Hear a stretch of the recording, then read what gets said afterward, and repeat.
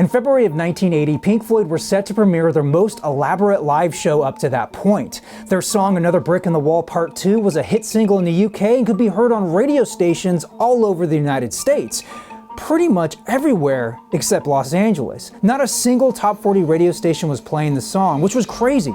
The biggest rock band at the time is in town with their biggest show, and you can't hear their single on the radio. You would think the stations would play the song for the ratings alone, but the reason why they weren't was somewhat criminal in nature. And unknown to Pink Floyd, they were guinea pigs in an experiment to get to the bottom of a larger pay-for-play scheme that was extorting millions of dollars from the major record labels.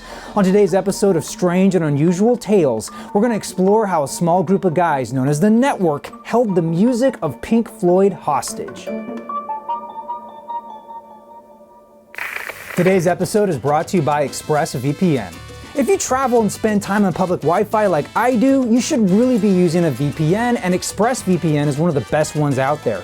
Not only does ExpressVPN prevent your ISP from seeing your browsing activity, it also masks your IP address, making it much harder for companies to track you and collect your data. Plus, ExpressVPN is a top-rated VPN provider, rated number 1 by CNET, The Verge, Mashable, TechRadar, and more, so you know they're a great company.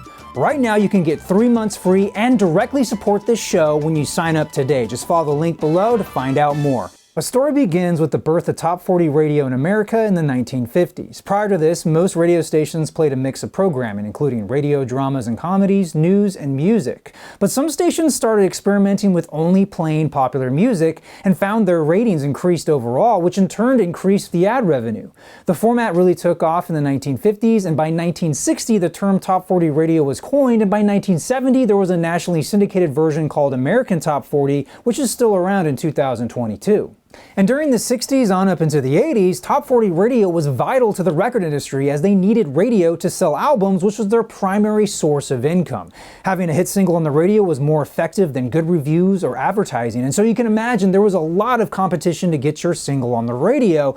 But the reality was, most top 40 stations only switched out 1 or 2 songs a week, leaving very little room for record labels to get their new singles played.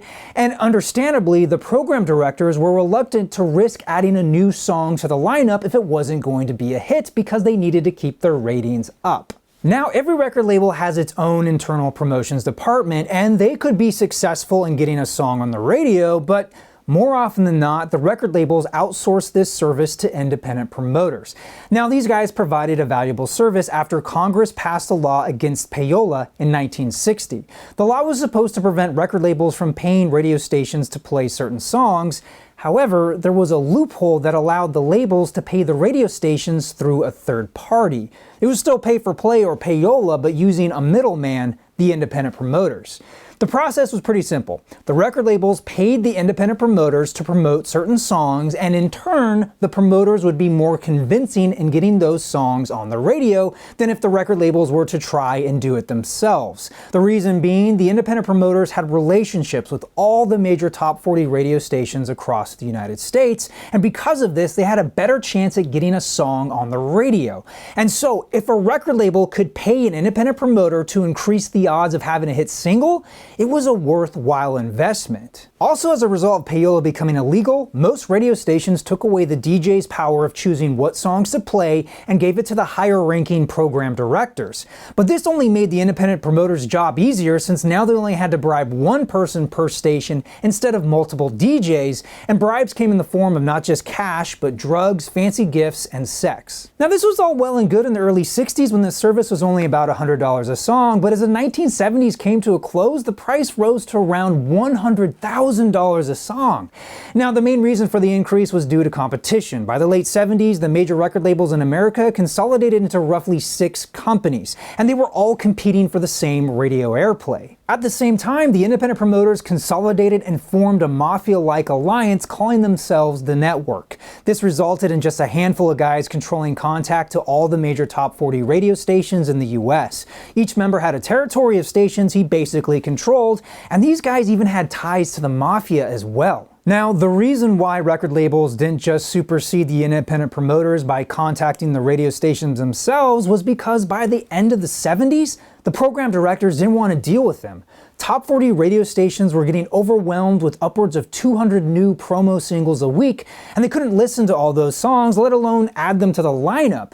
And so by this time, the program directors only wanted to deal with their local independent promoter who brought them maybe 1 or 2 new singles a week.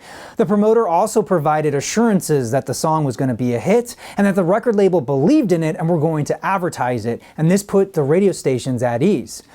All this to say that the network were able to charge ridiculous sums of money for direct access to the radio stations they controlled because they knew how much money the record labels could make from a hit single.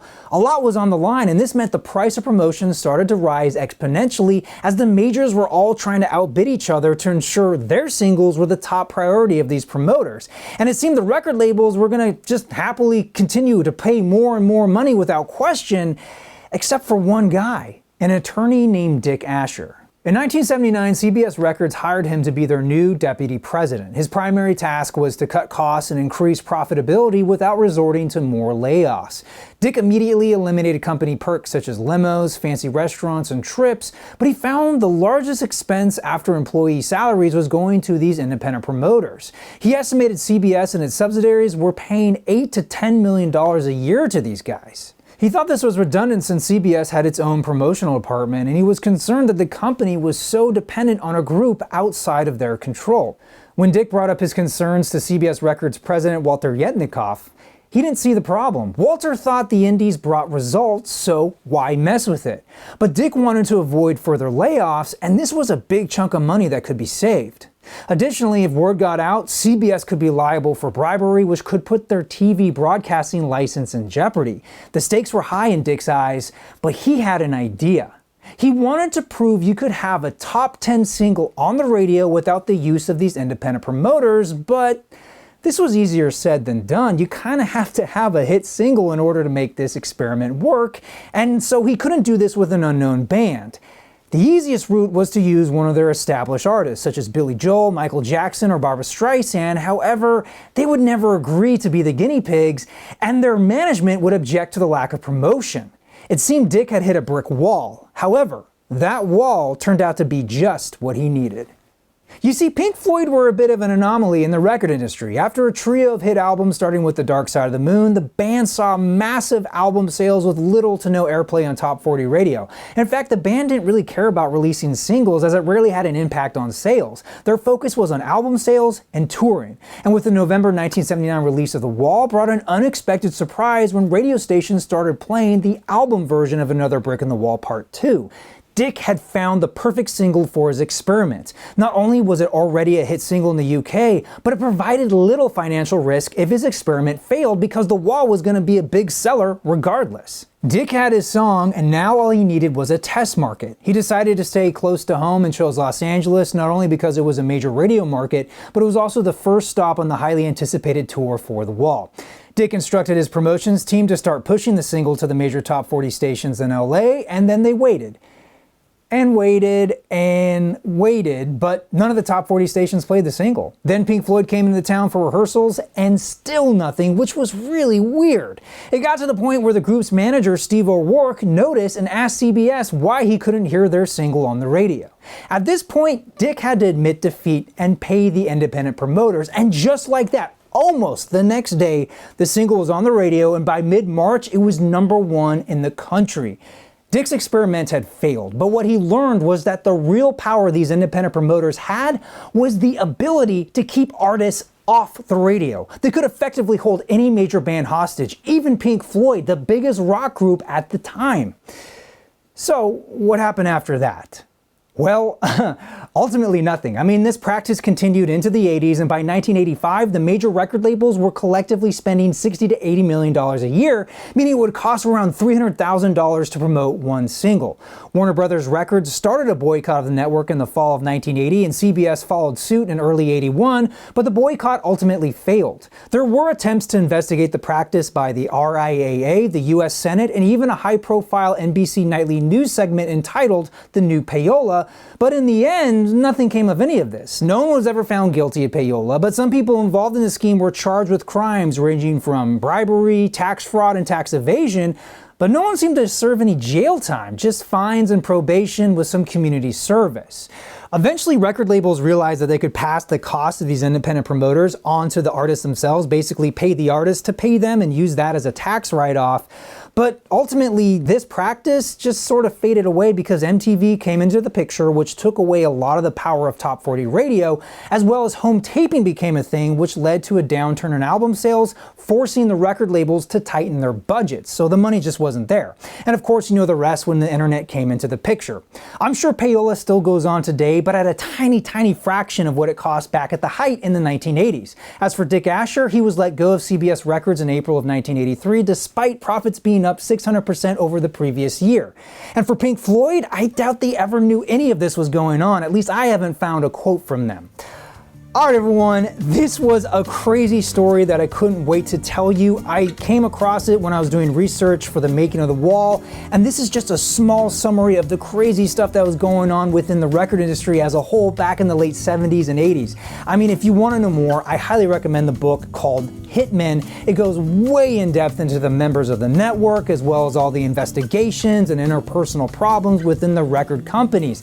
I swear this story would make for a fantastic miniseries. It's what that show Vinyl should have been about, if you ask me.